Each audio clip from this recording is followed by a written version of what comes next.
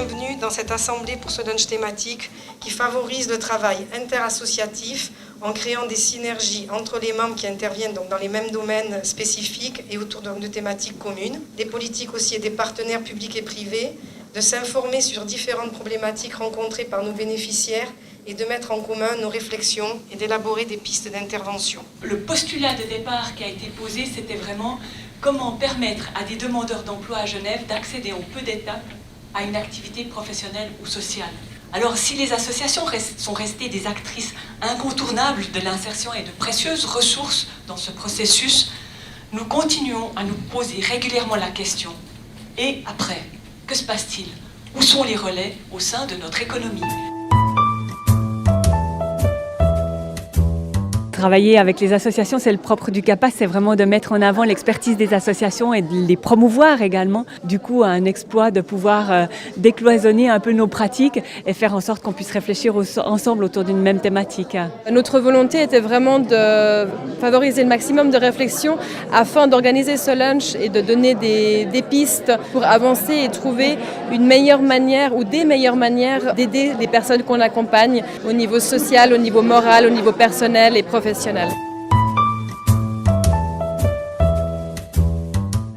En 2004, ma femme me demande de quitter la maison. Je reçois cette information par mon beau-père et je n'ai jamais pu avoir d'échange avec ma femme à ce sujet. Et je me retrouve du jour au lendemain à la rue. Je n'avais jamais consommé de drogue avant et je deviens consommateur de cocaïne. On trouvait que c'était un bon exemple parce que justement la personne est passée par toutes les différentes étapes. Tout allait bien, il y a un événement qui s'est passé, un divorce. Il s'est retrouvé dans la rue, commencé à consommer des drogues. Et ensuite de ça, la personne a décidé de revenir se réinsérer et elle a repris petit à petit le chemin de sa vie. On a pris un témoignage pour montrer justement ce qui avait fonctionné, mais aussi montrer les difficultés qu'on avait rencontrées et au final de faire des recommandations.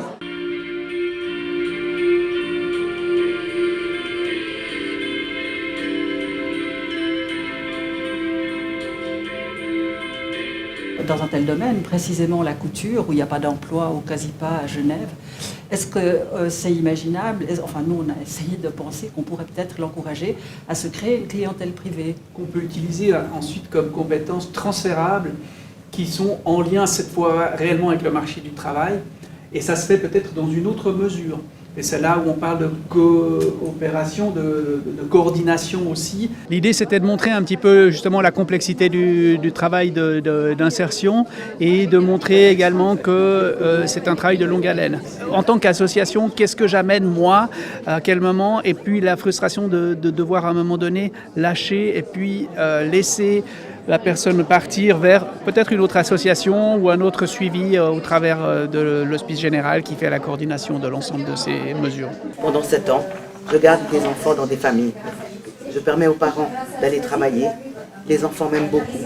Et la fondation qui m'emploie est contente de moi. Mais le service des emplois de solidarité me demande régulièrement de chercher ailleurs. Parce que je prends la place de quelqu'un d'autre.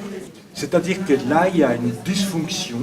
Parce qu'il y a une contradiction très sérieuse dans la mesure où la société attend de vous une intégration professionnelle et d'autre part, on fait tout pour que la personne ne s'intègre pas.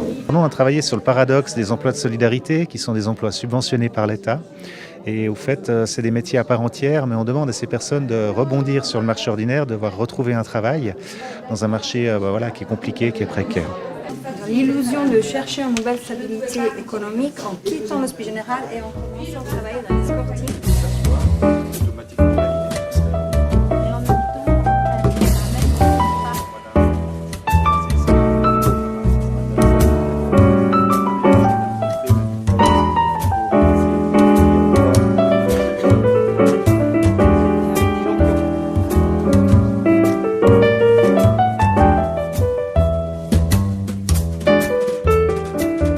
Le monde du travail a beaucoup évolué en 20 ans. On voit qu'aujourd'hui, les places à disposition sont pratiquement inexistantes.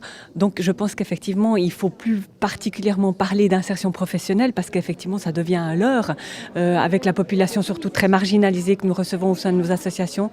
D'où l'intérêt de repenser peut-être l'insertion sous sa forme sociale et sous l'impact que peut avoir l'accompagnement qui est effectué au sein des associations pour que la personne puisse à un moment donné retrouver un bout de processus d'insertion, que ce soit social ou finalement peut-être dans le meilleur des cas professionnel, mais surtout de remettre l'accent sur l'intérêt d'une insertion sociale. Une recommandation, c'est le revenu universel ou un revenu de base qui permettrait à tout un chacun d'avoir une dignité et de ne pas forcément se retrouver à la rue comme ça arrive encore aujourd'hui. Pour moi, c'est ce qui est important. Regardez quelles sont les compétences transférables. Je sais faire ça dans un certain métier qui n'existe plus, mais c'est aussi utilisé dans d'autres métiers. L'autre aspect, c'est aussi la transformation du marché du travail qui amène aujourd'hui vers des nouveaux emplois qui commencent à émerger, sur lesquels on doit être attentif aussi pour pouvoir aiguiller les personnes. Je pense notamment, par exemple, à tout ce qui est transition énergétique avec l'isolation des bâtiments. Une attente assez élevée vis-à-vis de l'État de se positionner et d'éventuellement repenser un modèle de réinsertion. Permettre à chacun, à chacune dans la société, avec ses ressources, son potentiel, de contribuer à cette société de manière plus juste, plus équitable et solidaire. C'est toujours l'idée d'agir ensemble, de se mettre ensemble pour nous faire entendre. Quand je dis ensemble, c'est les associations, mais aussi avec des entreprises qui sont socialement sensibles, avec les institutions publiques et surtout avec le milieu politique. Ça donne de l'espoir parce que, comme je dis, il faut qu'on travaille ensemble toujours plus pour faire reconnaître les questions sur lesquelles on travaille et qui sont essentielles, à mon avis, pour notre société et pour l'avenir.